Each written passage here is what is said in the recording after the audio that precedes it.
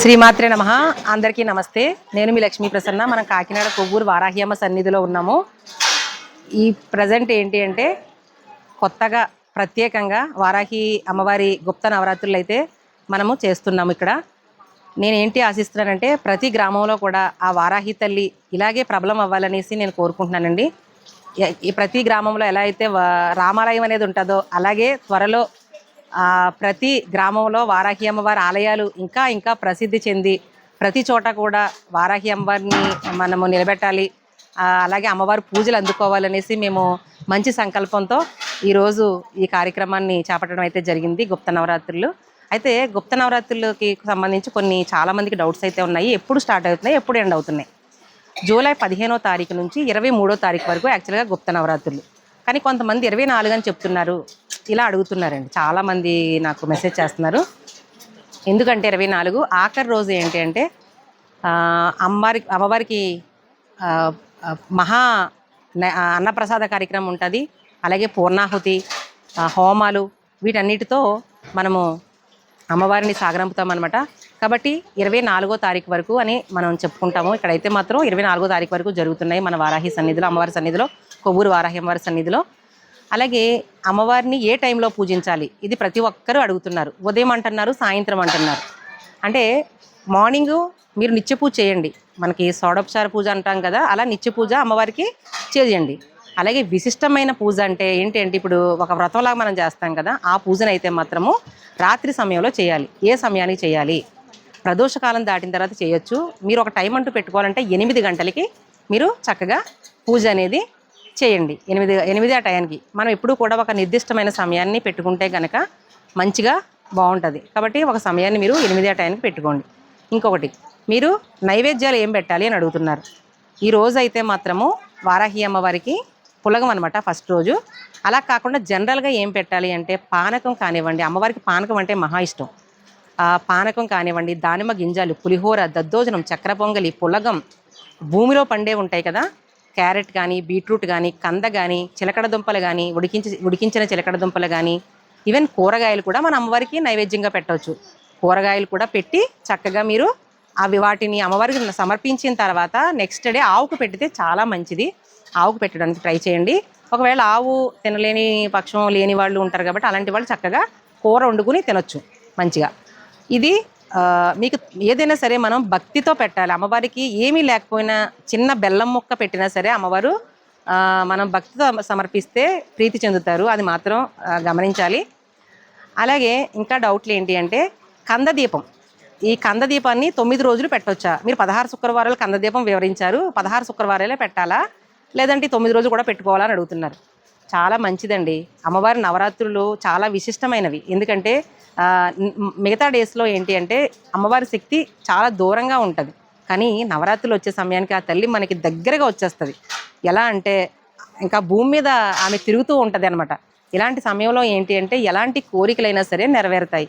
అవి ధర్మబద్ధమై ఉండాలి. మీరు వివాహం కావచ్చు, సంతానం కానీ, ల్యాండ్ ఇష్యూస్ కానీ, ముఖ్యంగా భూ సంబంధిత విషయాలు అయితే త్వరగా నెరవేరుతాయి. ఎందుకంటే ఆ తల్లి భూదేవత. కొంతమందికి చూడండి ఎంతో కాలంగా భూ సమస్యలతో వేధిస్తూ ఉంటారు, కోర్టులో సమస్యలు ఉంటూ ఉంటాయి. అలాంటివి ఇంకా భార్యాభర్తల సమస్యలు కావచ్చు, ఇంకా ఏంటంటే సంతానం, వివాహం, ఇంకా చెప్పుకుంటూ వెళ్తే ఉద్యోగం, ముఖ్యంగా ఆరోగ్య సమస్యలు, అనారోగ్యంతో బాధపడే వాళ్ళందరూ కూడా వారాహి తల్లిని గుప్త నవరాత్రిలో పూజిస్తే చక్కటి ఆరోగ్యాన్ని ఆ తల్లి ప్రసాదిస్తుంది. ప్రతి ఒక్కరు కూడా గమనించాలి. అలాగే కందదీపం 9 రోజులు కూడా పెట్టుకుంటే మంచిదండి. ఎందుకంటే ఆ తల్లిది శక్తి మనకు దగ్గరగా ఉంటుంది కాబట్టి చక్కగా ఈ కందదీపం 9 రోజులు కూడా పెట్టండి. ఆ కందని ఏం చేయాలని కూడా చాలామంది అడుగుతున్నారు. ఆవుకు పెట్టండి, లేదా మీరు కూర వండుకుని తినొచ్చు అనమాట. కందదీపానికి కూడా సేమ్ నియమాలు అనమాట. నియమాలు కూడా అడుగుతున్నారు, ఎలాంటి నియమాలు పాటించాలి అని అడుగుతున్నారు. ముఖ్యంగా ఏంటి అంటే భూసైనం ఉండాలండి. అలాగే నాన్ వెజ్ అది తినకూడదు, శాకాహారం భుజించాలి. అలాగే ఇంకొక విషయం ఏంటి అంటే మద్యం కానీ, మాంసం కానీ తినకూడదు. ఇవి మాత్రం ముఖ్యంగా పాటించవలసిన నియమాలు ఈ 3 కూడాని. నెక్స్ట్ ఏంటి అంటే ఈ చెప్పులు వేసుకోకూడదు అంటున్నారు. ఇలాంటివన్నీ మెసేజ్లు పెడుతున్నారు, కాల్ చేస్తున్నారు. ఇవన్నీ ఏంటంటే మీ శక్తానుసారం చేయండి. ఎలా అంటే ఇప్పుడు కొంతమందికి ఏదైనా కోరికతో చేసేటప్పుడు చెప్పులు కూడా అవాయిడ్ చేయడం మంచిది. మీకు ఇంకా కుదరని పక్షంలో మీ ఇష్టం అనమాట. అలాగే మాకు ఆరోగ్య రీత్యా మేము కింద పడుకోలేకపోతున్నాము అంటున్నారు. మీ ఆరోగ్యాన్ని దృష్టిలో పెట్టుకుని మీరు పడుకోగలిగే వాళ్ళు నిష్టగా చేయాలి, మాకు కోరిక తీరాలి, మాకు కష్టం తీరాలనుకునే వాళ్ళు కొన్ని నియమాలు తప్పకుండా పాటించాలి, కింద పడుకోండి. మేము ఆరోగ్యం సహకరించిన వాళ్ళు మీరు నార్మల్గా పడుకోవచ్చు. ఇంకొక విషయం ఏంటి అంటే ఈ నాన్ వెజ్ని ఇంట్లో వండాలా, బయట అందరూ కొంతమంది తింటున్నారు మేడం, మేమే మానేస్తే సరిపోద్దా, మా పిల్లలు ఏమో తింటానంటున్నారు, ఇలాంటివి అడుగుతున్నారండి చాలా ఇదిగా. అది ఏంటంటే నేను 90% అసలు ఇంట్లో వండకూడదండి, వండకపోవడమే మంచిది. ఇంకా అది కూడా మరి చేయలేకపోతే మనం ఏం చేస్తాం చెప్పండి, అది కూడా మీరు ఆలోచించుకోండి. నాన్ వెజ్ అనేది మాత్రం దూరంగా ఉండడమే మంచిది. అది ఇవన్నీ నియమాలు అనమాట. ఇంకా ఏంటి అంటే గుప్త నవరాత్రులు సమయంలో పాటించవలసిన నియమాలు ఇవన్నీ చెప్పడం అయితే జరిగింది.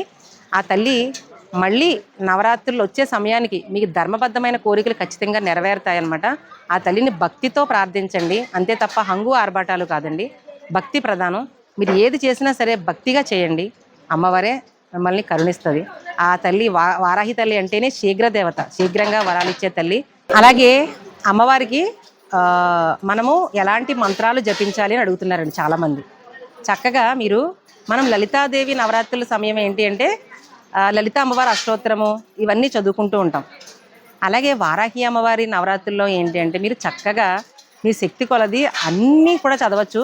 ముఖ్యంగా వారాహి అమ్మవారికి సంబంధించిన అష్టోత్తరం ఉంటుందండి. అష్టోత్తరము, కవచము, మూలమంత్రము, స్తుతి ఇవన్నీ చదవచ్చు.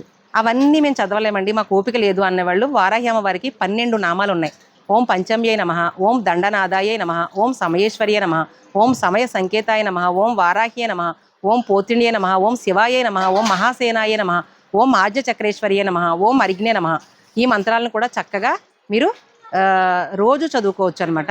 ఎందుకంటే ఆ అష్టోత్తరం ఈక్వల్ టు ఈ 12 నామాలు చాలా పవర్ఫుల్. అది ఏంటి అంటే మీకు కుదరని పక్షంలో, మీకు వీలు పడలేదు, ఏదో జాబ్కి వెళ్ళారు, అవకాశం కుదరలేదు, లేదా మీకు ఓపిక లేదు, అలాంటి వాళ్ళు సింపుల్గా మాకు చదువు రాదండి ఇలా రకరకాలుగా చెప్తున్నారు. అలాంటి వాళ్ళు చక్కగా ఈ 12 నామాలు జపించండి. లేదా ఓం శ్రీ వారాహిదేవి అయి నమః అని 108 సార్లు అనుకోండి. ఆ మంత్రం అయితే అందరికీ వచ్చి ఈజీ మంత్రమే కదా, అది కూడా చేయొచ్చు మీరు. అలాగే నేను ఇంకొక పవర్ఫుల్ మంత్రం అయితే చెప్పాను, ఇది చాలామందికి అప్పుడే మన ఇన్స్టాగ్రామ్ ద్వారా వెళ్ళింది. అదేంటి అంటే ఇలా 2 అరచేతులు చూసుకుని మీరు ఎర్లీ మార్నింగ్ లేవగానే నర్పవి ఇలా నర్పవి, ఇంకా మన వాళ్ళందరూ కూడా చెప్పేస్తున్నారు నాకన్నా ముందు. నర్పవి ఇలా నర్పవి అనే మంత్రం కనుక మీరు ఒక 11 సార్లు జపించారంటే మీకు చక్కగా ఆ తల్లి మీకు ఎలాగా మీకు అండగా ఉందనేది మీరే మళ్ళీ నాకు చెప్తారనమాట. ఇప్పటికే ఈ మంత్రము ప్రపంచవ్యాప్తంగా దాటి వెళ్ళిపోయింది మన ఇన్స్టాగ్రామ్ నుంచి. ఎంతోమంది చేసుకున్నారు. వాళ్ళకి చేసుకున్న తర్వాత వాళ్ళకి జరిగినవన్నీ కూడా చక్కగా నాకు వచ్చి చెప్తున్నారు. ఇంకొకటి కందదీపం కూడా ఆ తల్లి నాతో చెప్పించుకుంది. ఈరోజు ప్రపంచవ్యాప్తంగా యూఎస్లో ఉండే వాళ్ళు సైతం కందదీపాన్ని పెట్టుకుంటున్నారు. ఇక మన వారాహమ్మ సన్నిధిలో అయితే చెప్పక్కర్లేదు, కందలతో నిండిపోతూ ఉందన్నమాట. ఈరోజు కాకినాడలో కంద కూడా పెరిగిపోయిందండి రేటు. ఇదొకటి మీరు గమనించాలి. అంతలాగా ప్రాబ్లం అయ్యింది కందదీపము. ఆ తల్లి నాతో ఈ కందదీపాన్ని చెప్పించుకోవడానికి కూడా చాలా పెద్ద ఇదే ఉందండి. ఆ తల్లి చరిత్రలోనే ఇదంతా చదివాను.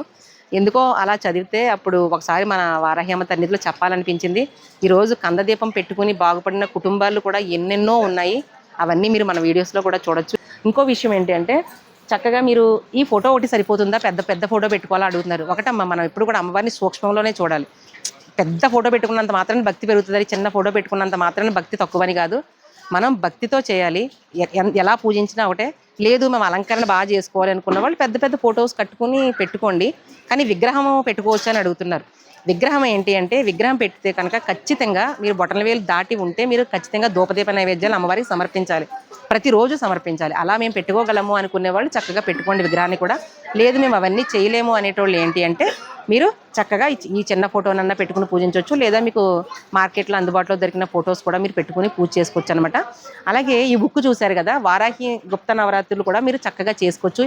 ఈ బుక్ కూడా మీరు మీ దగ్గర కనుక ఉంటే వరలక్ష్మి వ్రతం పుస్తకం ఎలా అయితే ప్రతి ఒక్కరి దగ్గర ఉంటుందో అలాగే ఈ వారాహి అమ్మవారి బుక్ కూడా నేను ప్రతి ఇంట్లో ఉండాలనేది నా సంకల్పం. ఇప్పటికే కొన్ని లక్షల ఇవైతే నేను ఇవ్వడం జరిగింది భక్తులకి. ఈ ఫొటోస్ కానివ్వండి, ఇది కూడా నా ఊపిరి ఉన్నంత వరకు, నాకు శక్తి అమ్మవారు ఇచ్చినంత వరకు కూడా నేను ఇస్తూనే ఉంటాను భక్తులకి. ఈ ఫొటోస్ కానీ ఇవి కానీ అమ్మవారు నాకు ఆ శక్తి ఇవ్వాలని మనస్ఫూర్తిగా కోరుకుంటున్నాను. అలాగే ఇందులో ఏంటి అంటే చక్కగా వారాహి నవరాత్రులు పూజా విధానం ఉంటుంది. మీరు ఇంకెక్కడా చూసుకోవసరం లేదు. మీరు మన వారాహి అమ్మ సన్నిధికి వచ్చినప్పుడు చక్కగా ఈ ఫోటోని అయితే తీసుకోండి. ఇది ఈ ఫోటోని అండ్ ఈ బుక్ని కూడా మీరు తీసుకుంటే ఇందులో చక్కగా నాకు 1 వీక్ పట్టిందండి స్టార్టింగ్లో. చాలా కష్టపడి దీన్ని పొందుపరచడం అయితే జరిగింది. ఈ బుక్ ఎక్కడా ఉండదండి. వారాహి అమ్మవారి నవరాత్రుల బుక్ అనేది మాత్రం మీకు మన ఇటు సైడ్ ఆంధ్రాలో అయితే మాత్రం లేదు. మనదే ఫస్ట్ జరిగింది ప్రింటింగ్ వేయడం కూడా. ఉంటే కనుక ఎక్కడైనా మార్కెట్లో దొరికితే అవి కూడా తీసుకోండి. అంటే క్లుప్తంగా చెప్తున్నాను నేను. చాలా చోట్ల ఉండొచ్చు కానీ మేము క్లుప్తంగా వేసింది చెప్తున్నాను. ఇంకొక విషయం ఏంటంటే ఇందులో చక్కగా వారాహి షోడోపచార పూజ, అలాగే అమ్మవారి ఈ పూజ అదే కవచము, మూలమంత్రము, అష్టోత్తరము, తర్వాత 12 నామాలు, స్తుతి, ఇవన్నీ పొందుపరిచామన్నమాట. చక్కగా మీరు ఇంట్లో కూర్చుని ఈ ఈ బుక్ తీసుకుని మీరు పూజ కూడా చేసుకోవచ్చు అనమాట. ఇది అనమాట అండి ఈ బుక్. చూడండి, ఇదిగో మన వారాహి అమ్మ సన్నిధికి వస్తే మీకు ఇక్కడ మన కౌంటర్ దగ్గర ఇస్తారనమాట. చూశారు కదా మీరందరూ. కావచ్చు, అలాగే 16 శుక్రవారాలు వ్రతానికి కావచ్చు, లేదా పంచమి రోజు కావచ్చు, లేదా ఓపిక ఉండేవాళ్ళు డైలీ పూజకు కావచ్చు, నిత్య పూజకు కావచ్చు, ఈ బుక్ మీకు చాలా ఉపయోగపడుతుంది అనమాట. ప్రతి ఒక్కరూ చక్కగా తీసుకుని మీరు అమ్మవారి పూజ అయితే చేసుకుని ఆ తల్లి ఆశీర్వాదం పొందాలని మనస్ఫూర్తిగా నేను కోరుకుంటున్నాను. శ్రీమాత్రే నమః. అలాగే చాలామంది అఖండ దీపం పెట్టాలా, కలశం పెట్టాలా అక్క, ఇది చాలా క్వశ్చన్స్ వస్తున్నాయమ్మా, నాకు అడుగుతున్నారు. కలశం అనేది పెట్టుకుంటే మంచిదే. కలశం ఒకటి, అఖండ దీపం ఒకటి పెట్టుకుంటే చాలా మంచిది. మీరు అవకాశం ఉంటే పెట్టండి. లేదు మాకు పెట్టలేకపోతున్నాము, మేము దాన్ని అంటే ఇప్పుడు అఖండ దీపం పెట్టామంటే అది ఆరకుండా అది చూసుకోవాలి కాబట్టి మేము అవన్నీ పాటించలేకపోతున్నాము అనుకుంటే పోనీ మీకు అవాయిడ్ చేయండి, కానీ భక్తిగా చేయండి పూజ. ఇప్పుడు కలశం అనేది కూడా ఏంటి అంటే మన పూజ అనేది అమ్మవారి దగ్గర ఉండాలి. మన కాన్సన్ట్రేషన్ అంతా కూడా వాటి మీద ఉంటుంది. ఇప్పుడు అంతే కదండి, ఆ 2 పెట్టామంటే ఆటోమేటిక్గా మన దృష్టి అంతా అటువైపే ఉంటుంది.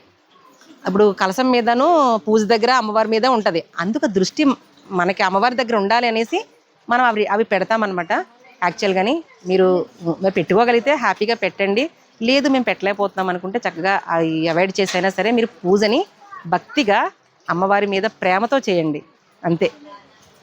చక్కగా తల్లి జగాల నేలే జగన్మాత, ఈ తల్లి యుగం ఇదంతా కూడా, ఆ వారాహి తల్లి యుగం. మీరు చూస్తున్నారు మన వారాహి అమ్మ సన్నిధిలో కొవ్వూరులో ఎంతమందికి ఎన్ని అనుకున్నవి జరుగుతున్నాయి. కొన్ని లక్షలు కాదు, వేల మంది, 1 లక్షల మంది కాదు, ఎంతోమందికి అమ్మవారు ఏది అనుకుంటే అది చక్కగా నెరవేరుస్తున్నారు. ఆ తల్లికి సంబంధించిన మొక్కుబడులన్నీ కూడా ఆ తల్లి దగ్గర చక్కగా మొక్కులు తీర్చుకుంటూ ఉన్నారు. మనం ఎంతగానో చూస్తున్నాము. మీకు కూడా తల్లి ఆశీర్వాదం ఎప్పుడు ఉండాలని మనస్ఫూర్తిగా కోరుకుంటున్నాను. జై వారాహి మాత. శ్రీమాత్రే నమః.